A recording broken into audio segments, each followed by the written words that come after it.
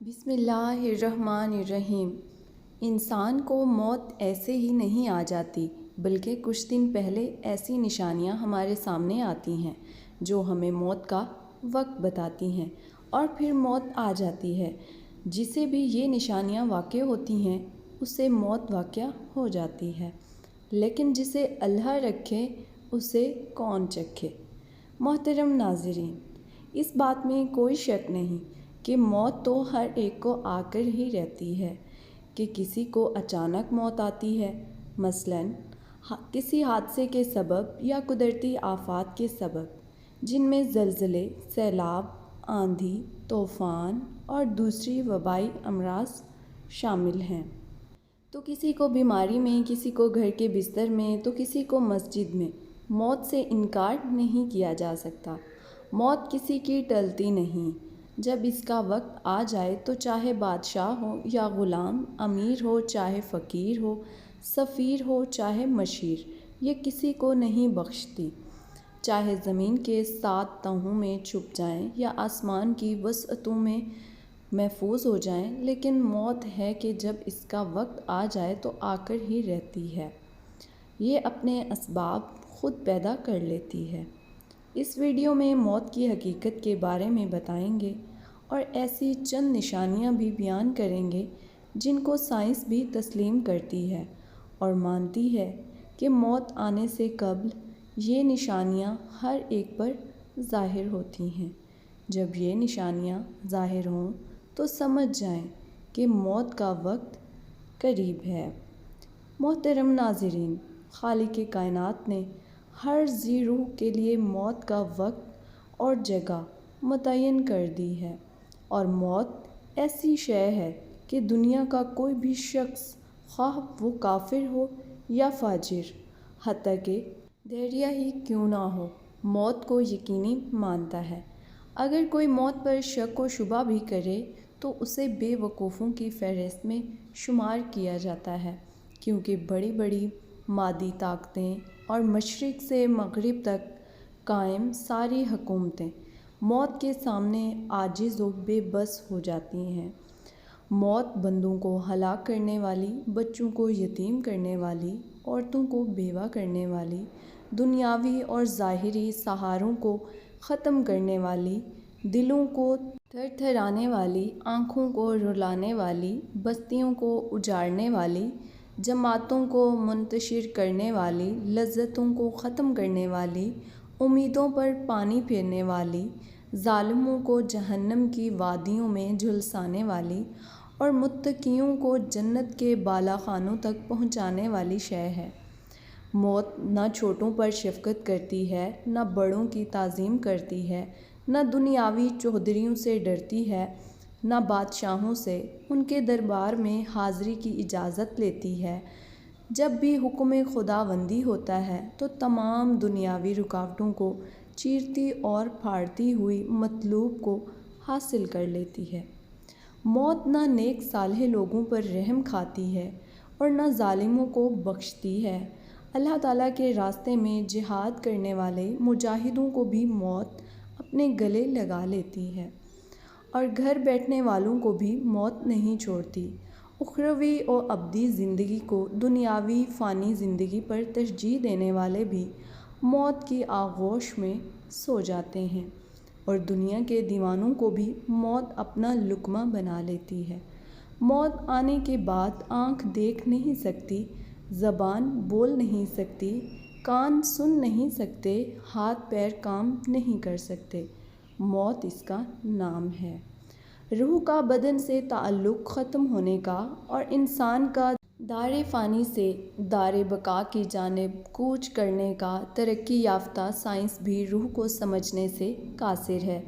حالانکہ اللہ تعالیٰ نے قرآن کریم میں واضح طور پر اعلان فرما دیا ہے، روح صرف اللہ کا حکم ہے۔ موت پر انسان کے اعمال کا کھاتہ بند ہو جاتا ہے، اور موت پر توجہ کا دروازہ بند اور سزا اور جزا کا عمل شروع ہو جاتا ہے۔ حضور اکرم صلی اللہ علیہ وآلہ وسلم نے ارشاد فرمایا، اللہ تعالیٰ اپنے بندے کی توبہ قبول کرتا ہے یہاں تک کہ اس کا آخری وقت آ جائے۔ ہر روز، ہر گھنٹہ، بلکہ ہر لمحہ اپنی موت کے قریب تر ہوتے چلے جا رہے ہیں۔ سال، مہینے اور دن گزرنے پر ہم کہتے ہیں ہماری عمر اتنی ہو گئی، لیکن حقیقت یہ ہے کہ اتنے ایام ہماری زندگی سے کم ہو گئے۔ موت ایک مصیبت بھی ہے، جیسا کہ اللہ تعالیٰ فرماتا ہے، اور تمہیں موت کی مصیبت پیش آ جائے۔ سورہ مائدہ۔ اللہ تعالیٰ نے اپنے کلام کے متعدد آیات میں موت اور اس کی حقیقت کو بیان کیا ہے۔ محترم ناظرین، دنیاوی زندگی تو جنت کے مقابلے میں دھوکے کے سامان کے سوا کچھ بھی نہیں۔ سورہ آل عمران۔ اس آیت میں اللہ تعالیٰ نے انسانوں کی کامیابی کا معیار ذکر کیا ہے، اور وہ یہ ہے کہ اس حال میں ہماری موت آئے کہ ہمارے لیے جہنم سے چھٹکارے اور حصول جنت کا فیصلہ ہو چکا ہو۔ اس زمین میں جو کچھ بھی ہے فنا ہونے والا ہے، اور صرف تمہارے پروردگار کی فضل والی، جلال والی اور فضل والی، فضل و کرم والی ذات باقی رہے گی۔ سورہ رحمان۔ ہر چیز فنا ہونے والی ہے سوائے اللہ کی ذات کے۔ حکومت اس کی ہوگی اور اسی کی طرف لوٹ کر جانا ہے۔ محترم ناظرین، اب آتے ہیں موت کی چند نشانیوں کی جانب۔ جب موت کا آخری وقت ہوتا ہے تو یہ 3 نشانیاں ہر ایک پر ظاہر ہوتی ہیں۔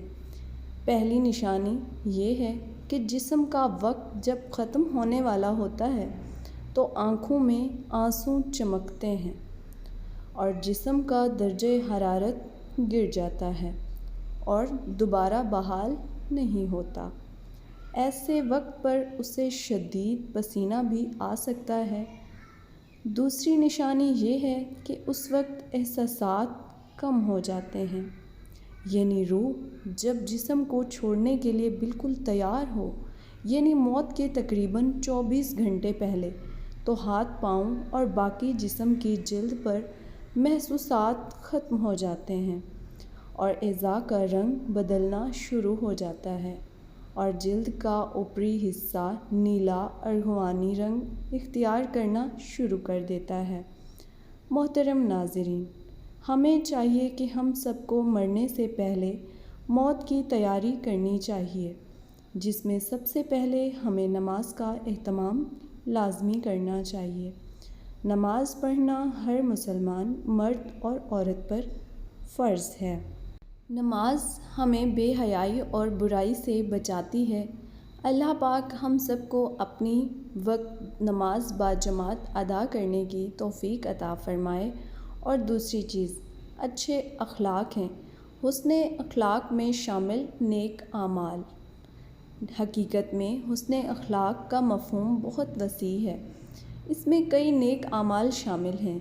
چند اعمال یہ ہیں: معافی کو اختیار کرنا، بھلائی کا حکم دینا، برائی سے منع کرنا، جاہلوں سے اعراض کرنا، قطع تعلق کرنے والے سے صلح رحمی کرنا، محروم کرنے والے کو عطا کرنا، ظلم کرنے والے کو معاف کر دینا، خندۂ پیشانی سے ملاقات کرنا، کسی کو تکلیف نہ دینا، نرم مزاجی، بردباری، غصے کے وقت خود پر قابو پا لینا، غصہ پی جانا، عفو و درگزر سے کام لینا، لوگوں سے خندۂ پیشانی سے ملنا، مسلمان بھائی کے لیے مسکرانا، مسلمان کی خیر خواہی کرنا، لوگوں میں صلح کروانا، حقوق العباد کی ادائیگی کرنا، مظلوم کی مدد کرنا، ظالم کو اس کے ظلم سے روکنا، دعائے مغفرت کرنا، کسی کی پریشانی دور کرنا، کمزوروں کی کفالت کرنا، لاوارث بچوں کی تربیت کرنا،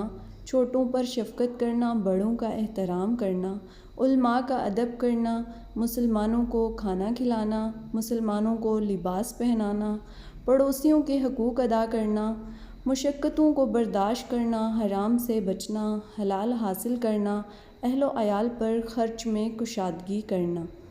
محترم ناظرین، اچھے اخلاق کی 360 اقسام ہیں۔